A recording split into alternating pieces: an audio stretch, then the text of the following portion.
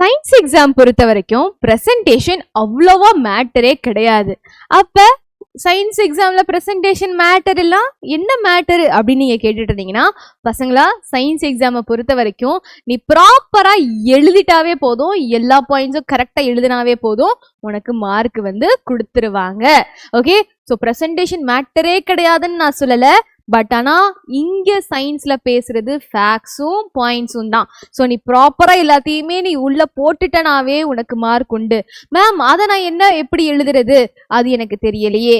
அதனால தான் பசங்களா நீங்கள் ஃபுல் சென்டம் எடுக்கணும். ஓகே, நீ சென்டம் எடுக்கிறதுக்கான எல்லா வழிமுறைகளும் நான் வந்து சொல்லிட்டு இருக்கேன். ஓகே, கம்பல்சரி பார்த்தாச்சு, புக்கின் பார்த்தாச்சு, இதுக்கு மேல எங்க மிஸ் ஆகும்? ஓகே, ஆன்சர் கீ எக்ஸாமினர் நம்மளுக்கு எப்படி நம்மளோட ஆன்சர் பேப்பரை கரெக்ட் பண்ணா நம்மளுக்கு வந்து மார்க் வரும் அப்படின்னு நம்மளுக்கு தெரிஞ்சா இன்னும் சூப்பரா இருக்கும் பாத்தியா. ஸோ அதனாலதான் இந்த வீடியோல நான் என்ன பண்ண போறேன், நம்ம 2025 கொஸ்டின் பேப்பரோட கவர்மெண்ட் அஃபீஷியல் ஆன்சர் கீயை நம்ம பார்க்க போறோம். ஏன்னா நீ வந்து இதுதான் கரெக்ட்னு ஒன்று நினைச்சு நீ ஆன்சர் பேப்பர்ல எழுதுவ, ஆனா எக்ஸாம்ல கரெக்ட் பண்றவங்களுக்கு தான் தெரியும் அந்த பாயிண்ட் வந்து ஆன்சர் கீழே இருக்கா, அதுக்கு மார்க் கொடுக்கலாமா, அதை பார்த்துதான் அவங்க மார்க் கொடுக்க போறாங்க. ஸோ நீ எழுதுற பாயிண்ட் ஆன்சர் கீழேயும் ப்ராப்பரா இருக்கணும். அதாவது ஆன்சர் கீழே எழுதுற பாயிண்ட் நீ எழுதணும், சரியா? அதுதான் வந்து மெயின், சரியா? ஸோ ஆன்சர் கீயை பார்த்துட்டீங்கன்னா உனக்கு உன்னோட ஆன்சர் பேப்பர்ல நீ எப்படி ஆன்சர் எழுதுறன்னு சொல்லிட்டு ஒரு கிளியர் கட் ஐடியா கிடைக்க போகுது. ஸோ அதுதான் நான் இப்போ டிஸ்கஸ் பண்ண போறேன். ஸோ எஸ் பசங்களா, பார்த்தனா நம்மளோட ஆன்சர் கீழே ஃபர்ஸ்ட் நீ பார்த்தனா என்னது, நம்மளோட 1 மார்க்ஸ். என்னது, நம்மளோட 1 மார்க்ஸ். ஸோ 1 மார்க்ஸ் எப்பயுமே வந்து ரொம்பவே முக்கியம் இல்லையா? ஸோ 12 1 மார்க்ஸ் இருக்கு. என்னது, 12 1 மார்க்ஸ் இருக்கு. ஸோ இந்த 1 மார்க்ஸை நம்ம ப்ராப்பரா வந்து படிச்சுட்டு போகணும். ஸோ அதை நீ எப்படி எழுதுற, நீ வந்து மார்ஜின் போட்டு கொஸ்டின் நம்பர் போட்டு நீ என்ன பண்ணலாம், ஆப்ஷனை கிளியரா எழுதிட்டு ஆன்சரும் எழுதணும். ஸோ ஒவ்வொரு 1 மார்க்குக்குமே உனக்கு 1 மார்க்கு அழகா கொடுத்துடுறாங்க, சரியா?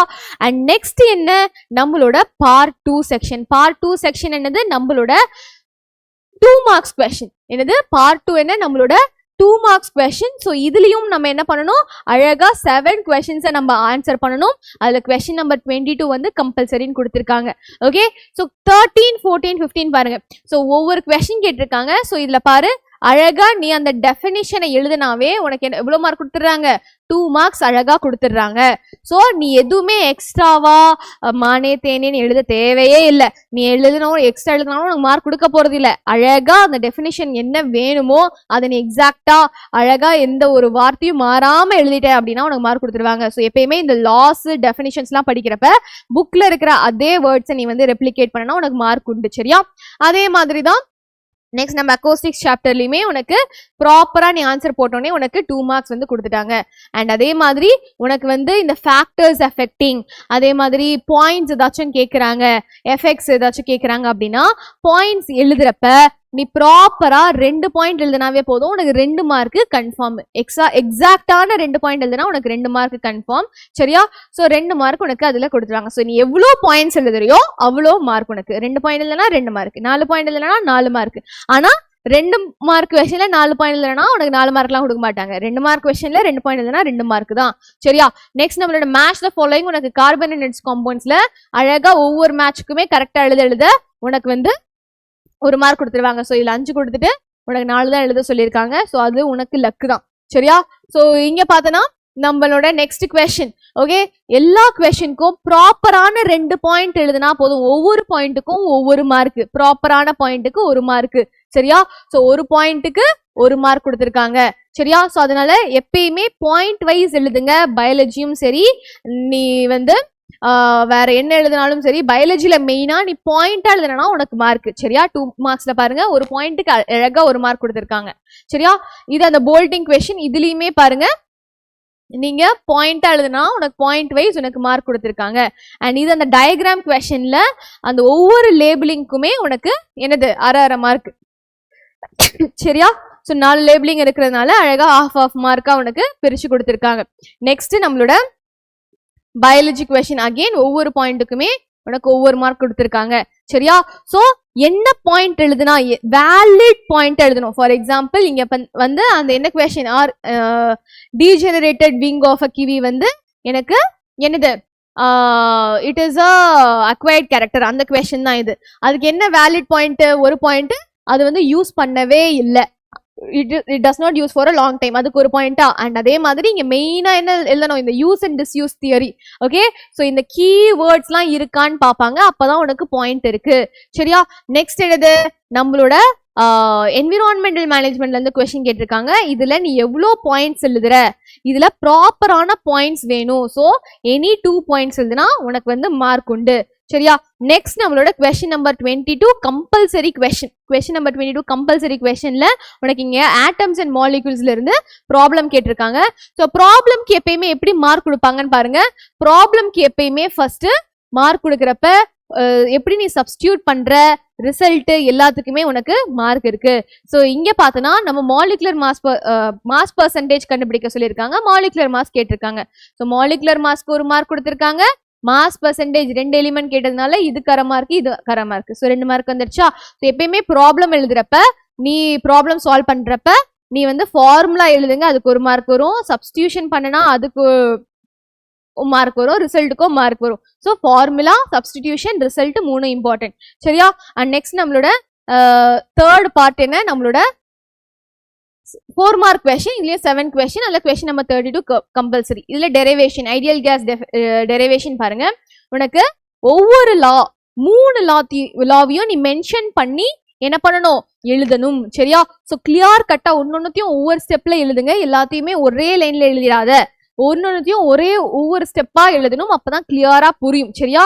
ஸோ அந்த 3 லாஸ்க்குமே உனக்கு மார்க் கொடுத்துருக்காங்க. ஸோ எப்பயுமே டெரிவேஷன்ல நீ வந்து டெரிவேஷன் பண்றப்ப அந்த ஸ்டேட்மெண்ட் இஸ் வெரி இம்பார்ட்டன்ட். ஸ்டேட்மெண்ட்டுக்கு மார்க் உண்டு.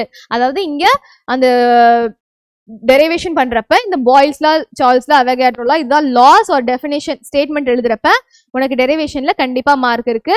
ஸோ அதுக்கு 2 மார்க் உனக்கு கொடுத்துடுறாங்க. ஸோ அந்த ஸ்டேட்மெண்ட்டுக்கு 2 மார்க். அதுக்கப்புறம் என்ன?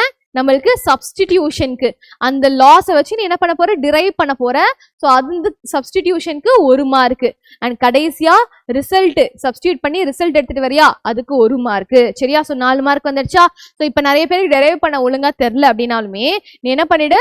ஸ்டார்டிங் எப்படி பண்ணணும்னு தெரியும், நோட்ல டிரைவ் பண்றது தான் மறந்துருப்பா. அப்படின்னா ஸ்டார்டிங் ஸ்டேட்மெண்ட்லாம் ப்ராப்பரா எழுதிட்டு ரிசல்ட் எப்படியாச்சும் எடுத்து வந்துருங்க. சரியா? இது வந்து யாரு முடியாத பட்சத்துல சொல்றேன். ஓகே. அண்ட் டிஃபரன்ஸ் கொஸ்டின்ஸ் பாருங்க. மயோபியா, ஹைப்பர்மெட்ரோபியால 4 பாயிண்ட் எழுதுனா 4 மார்க், 3 பாயிண்ட் எழுதுனா 3 மார்க், 2 பாயிண்ட்னா 2 மார்க் தான். சரியா? ஸோ 4 பாயிண்ட் எழுதுங்க கண்டிப்பா. சரியா? நெக்ஸ்ட் நம்மளோட ஆல்பா, பீட்டா, காமா ரேஸ், இதுவுமே அதே மாதிரி தான். ப்ராப்பரான பாயிண்ட்ஸ் எழுதணும், ப்ராப்பரான பாயிண்ட்ஸ் எழுதணும். இதுலயுமே உனக்கு எனி 4 பாயிண்ட்ஸ் ப்ராப்பரா எழுதினா மட்டும்தான் உனக்கு மார்க் இருக்கு. ஸோ இதுல ஃபுல்லா எழுதணும்னு கூட அவசியம் இல்லை. லோ பெனிட்ரேட்டிங் பவர் இவ்வளவு எழுதினாவே போதும். சரியா? ஸோ நீ ப்ராப்பரா எழுதிட்டனாவே போதும், ரொம்ப வளவலன்னு கொலன்னு கூட எழுத தேவையில்லை. நெக்ஸ்ட் அப்ளிகேஷன் ஆஃப் அவகேட்ரோ, இதுலயுமே நீ எனி 4 பாயிண்ட்ஸ் ப்ராப்பரா அந்த கீவேர்ட்ஸ் எழுதினா மட்டும்தான். நீ பாட்டுக்கு ஏதோ உனக்கு கதை அடிச்சனா உனக்கு மார்க் கொடுக்க மாட்டாங்க. சரியா? சோ நீ வந்து கரெக்டா மென்ஷன் பண்ண, வேற எக்ஸ்ட்ராவாலாம் எழுத தேவையே இல்லை. இதே மாதிரி பாருங்க அலாய், அதோட டெஃபினேஷன், அதுக்கு 2 மார்க். அப்ப ரீசன்ஸ் ஃபார் அலாயிங், இதுல எனி 2 ரீசன்ஸ் எழுதினாவே உனக்கு மார்க் கொடுத்துடுறாங்க. அப்புறம் நம்ம கெமிஸ்ட்ரி, இதுல அந்த சோப் மெக்கானிசம், கிளென்சிங் மெக்கானிசம்ல உனக்கு அந்த சோப்பை பத்தி எழுதுறப்ப 2 மார்க் கொடுத்துருக்காங்க. அப்புறம் அந்த மெக்கானிசம்க்கு 2 மார்க். ஸோ அழகா பாயிண்ட் வைஸ் எழுதிருங்க. அப்புறம் பயாலஜியும் பாருங்க பசங்களா. பயாலஜில எப்படி எழுதியிருக்காங்க? பயாலஜியுமே உனக்கு பாயிண்ட் வைஸ் அழகா கிளியரா கொடுத்துருக்காங்களா, இந்த மாதிரி எழுதணும். சரியா? லூப்பிங் ஆர் கிராலிங் மூவ்மெண்ட், அதுக்கு 2 பாயிண்ட், அதுல 1 பாயிண்ட். ஸ்விமிங் மூவ்மெண்ட், இதுல 1 பாயிண்ட். ஸோ ரொம்ப கிளியரா எழுதணும். சரியா? நெக்ஸ்ட் நம்மளோட நியூரான் டயக்ராம். டயக்ராம்க்கு பசங்களா கண்டிப்பா உனக்கு 2 மார்க் இருக்கு. ஓகே, 4 மார்க் கொஸ்டின்ல டயக்ராம்க்கு மட்டும் உனக்கு 2 மார்க் கொடுக்குறாங்க. அதனால டயக்ராம கிளியரா அழகா லேபிள் பண்ணி வரைங்க. சரியா? ஓகே. அதுக்கப்புறம் அதோட எக்ஸ்பிளனேஷனுக்கு 2 மார்க். இதுவுமே ரொம்ப பெருசாலாம் எழுதணும்னு அவசியம் இல்லை. நீ வந்து அழகா 4 பாயிண்ட்ஸ் எழுதினா போதும். சரியா? நெக்ஸ்ட் நம்மளோட என்விரான்மெண்டல் மேனேஜ்மெண்ட்ல இருந்து அதே கொஸ்டின். ப்ரிவென்டிவ் மெஷர், நீ அழகா 2 ப்ராப்பர் பாயிண்ட் எழுதினா போதும். சரியா? எல்லாமே உனக்கு பாயிண்ட் வைஸா கொடுத்துருக்காங்க. அண்ட் சைடு ஹெட்டிங்க அண்டர்லைன் பண்ணியிருக்காங்க. ஸோ இதெல்லாம் நீ வந்து பார்த்து வச்சுக்கோ. கொஸ்டின் நம்பரையும் ப்ராப்பரா எழுதுக்கோ, சப் டிவிஷனையும் நீ ப்ராப்பரா எழுதணும். நெக்ஸ்ட் நம்ம ப்ராப்ளம்ஸ் பாரு. டாப்லர் எஃபெக்ட் ப்ராப்ளம்ல ஃபர்ஸ்ட் அந்த ஃபார்முலா நீ கரெக்டா கண்டுபிடிச்சினாவே அதுக்கு உனக்கு 1 மார்க் கொடுத்துடுறாங்க. அதுக்கப்புறம் சப்ஸ்டிடியூஷனுக்கு உனக்கு 2 மார்க் கொடுத்துருக்காங்க. அண்ட் அதே மாதிரி கடைசியா ரிசல்ட்டுக்கு உனக்கு 1 மார்க், 4 மார்க் வந்துருச்சா. ஸோ இதுதான் உனக்கு 4 மார்க்ஸ்ல, ஃபார்முலாக்கு 1 மார்க், சப்ஸ்டிடியூஷனுக்கு 2 மார்க், ரிசல்ட்டுக்கு 1 மார்க், 4 மார்க்ஸ்ல இப்படிதான் உனக்கு ப்ராப்ளம்ஸ்க்கு மார்க் கொடுக்க போறாங்க. அண்ட் நெக்ஸ்ட் பார்ட் 4 7 மார்க் கொஸ்டின்ல நல்லா பாருங்க, டயக்ராம்ஸ் அவசியம் முக்கியம் எங்கெங்கெல்லாம் தேவையோ. ஸோ பிசிக்ஸ்லயுமே நீ வந்து டயக்ராம்ஸ் வரையணும். பிசிக்ஸ்ல டயக்ராம்ஸ் கேட்டிருந்தாங்கன்னா அதுக்கு 1 மார்க் தான் கொடுப்பாங்க. பயாலஜினா உனக்கு 2 மார்க் டயக்ராம்க்கு, ஓகே. ஆனா பிசிக்ஸ்ல உனக்கு 1 மார்க் தான் டயக்ராம்க்கு. அண்ட் அதே மாதிரி இங்க வந்து ஸ்டேட்மெண்ட், ஓகே, டெரிவேஷன்லயும் சரி அந்த ஸ்டேட்மெண்ட்டுக்கு உனக்கு தனியா 2 மார்க் கொடுக்குறாங்க. அப்புறம் அந்த ப்ரூஃப் டெரிவேஷனுக்கு 2 மார்க்ஸ் கொடுக்குறாங்க, சரியா. அதே மாதிரி தான் பிரின்சிபல் ஆஃப் மொமெண்ட்ஸ்க்குமே உனக்கு அந்த டெரிவேஷன், அந்த ஸ்டேட்மெண்ட்டுக்கு ப்ராப்பரான டெரிவேஷன் எழுதிட்டேன்னா, ஸ்டேட்மெண்ட் எழுதிட்டேன்னா உனக்கு மார்க் இருக்கு. இதை நீ வந்து எப்படி எழுதினாலுமே அதையுமே கரெக்டாக தான் எழுதணும். இந்த ஈக்குவேஷன் கெமிஸ்ட்ரிலையும் சரி பிசிக்ஸ்லயும் சரி அந்த ஈக்குவேஷன் அந்த ஃபார்முலாஸ் தான் பக்காவா எழுதிருங்க. அதை பார்த்து உனக்கு மார்க் கொடுப்பாங்க, சரியா. ஓகே, ஸோ இதுவுமே உனக்கு சப்டிவிஷனை கரெக்டா ABC போட்டுருங்க. நெக்ஸ்ட் கெமிஸ்ட்ரியில உனக்கு அதே மாதிரி உனக்கு மார்க் பிரிச்சிருக்காங்க. இவ்வளோ பாயிண்ட் 3 பாயிண்ட்ஸ் இல்லைன்னா 3 மார்க், சரியா. உனக்கு சப்டிவிஷன் கொடுத்துருப்பாங்க. அதே மாதிரி இந்த கொஸ்டினுக்கு 2 மார்க்னா அது 2 மார்க்குக்கு 2 பாயிண்ட் எழுதணும். அண்ட் நெக்ஸ்ட் இதுலயுமே ஒரு குட்டி ப்ராப்ளம் வந்திருக்கு, வால்யூம் பர்சன்டேஜ் கேட்டிருக்காங்க, ஓகே. ஸோ இங்க உனக்கு ஃபார்முலா எழுதணும். ஃபர்ஸ்ட் அதோட குட்டி டெஃபினேஷன், அதோட ஃபார்முலா எழுதணும். And next reversible irreversible reaction டிஃபரன்ஷியேஷன்லையுமே உனக்கு 4 பாயிண்ட்ஸ் இல்லைன்னா 4 மார்க். அப்புறம் இங்க ABCல ஒன்னொன்னுத்துக்குமே 1 மார்க், சரியா. ஸோ அதை நீ வந்து பாருங்க, நீ வந்து அவங்க if B is written as either solid or gas give 1 mark. So ஸ்பெசிஃபிக்கா கேஸ்ன்னு எழுதினா கூட உனக்கு 1/2 மார்க் கொடுக்க சான்ஸ் இருக்கு, 1 மார்க் கொடுக்க சான்ஸ் இருக்கு. ஸோ அதனால எதையுமே விட்டு வச்சிடாதீங்க, உனக்கு தெரிஞ்சதை எழுதிட்டு வாங்க, ஓகே. அண்ட் கடைசியா நம்ம பயாலஜில டிஃபரன்ஸ் கொஸ்டின்ல எனி 4 பாயிண்ட்ஸ் நீ ப்ராப்பரா எழுதினாவே உனக்கு வந்து மார்க் இருக்கு, சரியா. டிஃபரன்ஸ்லாம் அழகா வந்து டேபிள் போட்டு வரைங்க, சரியா. அண்ட் நெக்ஸ்ட் நம்ம ஏரோபிக் எனரோபிக் ரெஸ்பிரேஷன்லையுமே உனக்கு ஒவ்வொரு பாயிண்ட்டுக்கும் ஒவ்வொரு மார்க். டயக்ராம்ல நான் சொன்ன மாதிரி பயாலஜில டயக்ராம்க்கு எப்பயுமே 2 மார்க்ஸ் இருக்கு, ஓகே. ஸோ எப்படி எவ்வளோ கிளியர் கட்டா அவங்க பாயிண்டா எழுதியிருக்காங்க, நீங்களும் இப்படிதான் எழுதணும், சரியா. இதுக்கு 3 மார்க் உண்டு, சரியா. இங்க சொமேட்டிக் அண்ட் ஜெர்ம்லைன் தெரப்பி நீ வந்து டேபிளாவும் போட்டு எழுதலாம், இல்லைனா நீ இந்த மாதிரி பாயிண்டாவும் எழுதலாம், சரியா. ஸோ இவ்வளோதான்டா ஆன்சர் கீ. இப்போ ஆன்சர் கீ பார்த்தோன்னே பாதி பயம் போயிருக்குமா, இவ்வளோதான். இப்படி எழுதினாவே நீ போதும் உனக்கு மார்க் கொடுத்துருவாங்க. மற்றபடி மேம் ஹேண்ட் ரைட்டிங் நல்லா இல்லை அப்படிலாம் ரொம்ப யோசிச்சுட்டு இருக்காதீங்க. நீ வந்து நான் கொடுத்த மாதிரி காமிச்ச மாதிரி என்னென்ன பாயிண்ட்ஸ் கீவேர்ட்ஸை வச்சு பாயிண்ட் எழுதுனா உனக்கு அழகா மார்க் வந்துடும். ஸோ இதை பார்த்துட்டு இனிமேல் என்ன பண்ணணும், அழகா ப்ராக்டிஸ் பண்ணுங்க. எந்தெந்த கொஸ்டினுக்கு என்னென்ன கீவேர்ட்ஸ் எத்தனை பாயிண்ட்ஸ் சொல்லிட்டு ஞாபகம் வச்சுட்டு போய் எழுதுங்க. கண்டிப்பா நீ சென்டம் வாங்கலாம், இனிமேல் நம்மளுக்கு சென்டம் மிஸ் ஆகாது. ஸோ கண்டிப்பா இந்த ஆன்சர் கீ உனக்கு புரிஞ்சிச்சு அப்படின்னா நீ வந்து கமெண்ட் செக்ஷன்ல சென்டம் மிஸ் ஆகாது மேம் அப்படின்னு வந்து சொல்லுங்க. இந்த ஆன்சர் கீயை நான் வாட்ஸ்அப் சேனல்ல சென்ட் பண்ணிடுறேன். பை பைடா.